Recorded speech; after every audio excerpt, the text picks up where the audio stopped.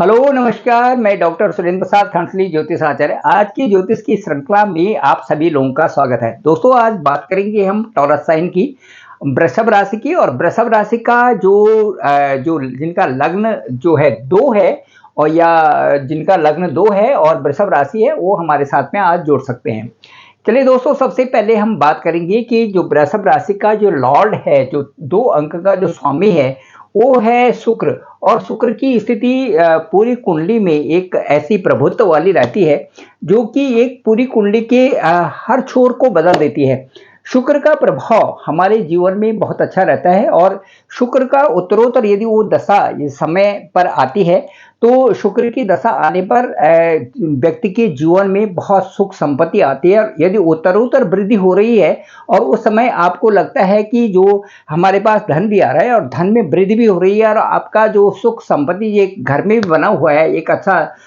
वातावरण बना हुआ है, तो ये समझिए कि शुक्र की ग्रह की आप पर बहुत बड़ी कृपा है, और साथ साथ में आपकी इष्ट की भी आप पर बहुत बड़ी कृपा है। तो शुक्र का एक मजबूत होना, हालांकि जो कुंडली है वो तो पहले से ही तय होती है, लेकिन कुंडली के साथ साथ में हम ये देखेंगे कि जब शुक्र की दशा आती है, जब वीनस की दशा आती है, उस दशा में एक बहुत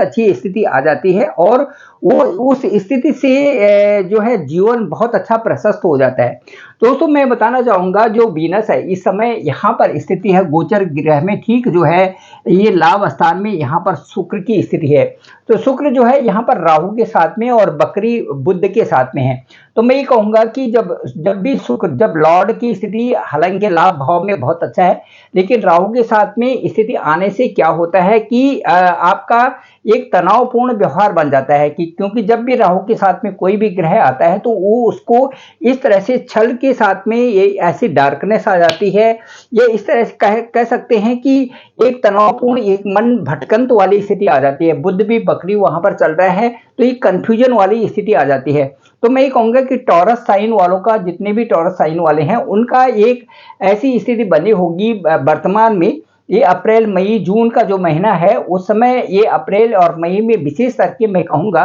कि एक ऐसी स्थिति बनी हुई है जिससे कि वो बहुत अच्छी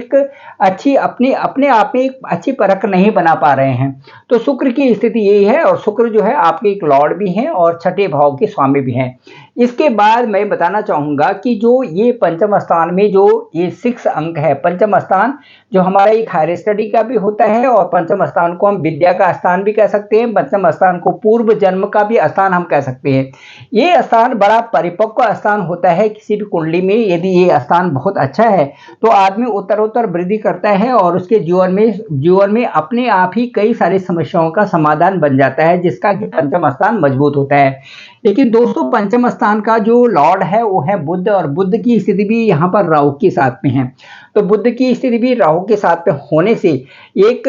जो है एक ऐसी स्थिति बन जाती है, एक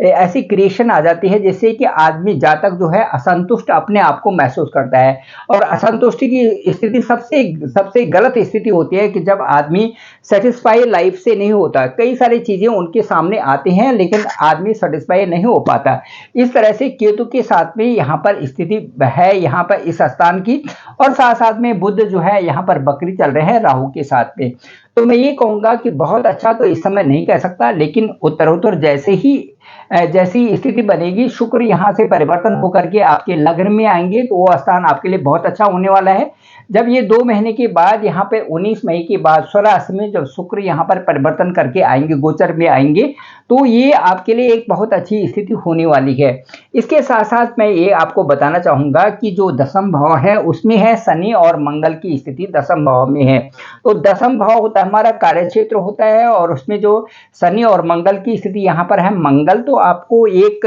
आगे के लिए पुश कर ले, लेकिन मंगल भी यहाँ पर शनि के साथ में है, और मंगल जो है शत्रु राशि में है। तो शत्रु राशि में वहां पर होने से यहाँ पर होने से जो है आदमी एक क्रोध आ जाता है, और कई सारे कार्यों में उसको जो है असंतुष्टि के साथ साथ में एक ऐसी स्थिति आ जाती है जब वो अपने कार्यों को सही रूप में नहीं कर पाता। तो वो स्थिति है, तो अच्छा खासा काम करने के लिए यदि मंगल ग्रह को और शनि ग्रह की आप इस समय शांति कर सकते हैं तो वो बहुत अच्छा रहेगा और आपके जीवन में भी वो एक अच्छी राह आपको दे सकते हैं। इसके बाद मैं ये कहूँगा कि जो गुरु हैं वो 12 साल के बाद एक एक स्थान में आते हैं, गोचर करते हैं। इस समय जो गुरु की स्थिति है वो ठीक जो है आपके द्वादश भाव में है यहाँ पर, और द्वादश भाव में गुरु की स्थिति यहाँ पर जब यहाँ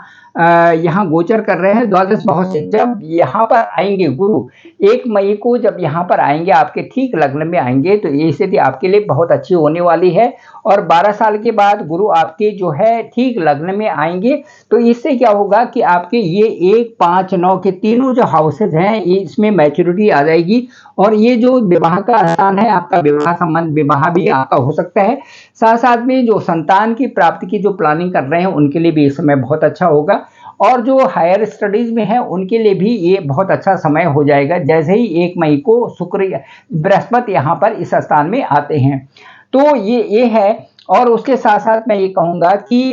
शादी के लिए, पढ़ाई के लिए और भाग्य जो आपका बहुत अच्छा साथ देगा जैसे ही यहाँ पर मई जून में जो ये स्थिति आएगी, मई जून की जो स्थिति आएगी ये आपके लिए बहुत अच्छा एक आगे के लिए एक पुश करने वाला समय होगा टॉरस साइन के लिए, वृषभ राशि के लिए।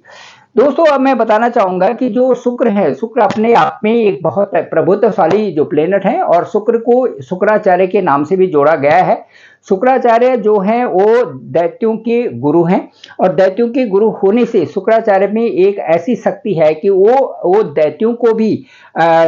भी ऐसी शिक्षा देते रहते हैं कि जिससे उन्होंने कई बार जो है देवताओं के ऊपर तक भी जो है उनको पराजय किया और साथ साथ में अपनी एक अच्छी स्थिति लाने के लिए उन्होंने बहुत कुछ प्रयास किए। तो शुक्राचार्य जो है एक गुणों की खान भी हैं, विद्या के खान भी हैं। तो इनको खुश करने का एक ही तरीका है कि जो वो सबसे ज्यादा खुश होते हैं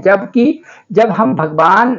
शिव की स्तुति करते हैं। तो भगवान शिव की स्थिति टॉरस साइन वालों के लिए बहुत अच्छा है और यदि वो शुक्रवार को जाते हैं शिव मंदिर में और वहां पर जो चरणामृत होता है, दूध, दही, घी, शहद और जो शक्कर उस पे रखते हैं, ये इन पांचों को मिलाकर के यदि वो शिव को वहां पर जो स्नान कराए, शिवलिंग को स्नान कराएं और उसके बाद उसका अपने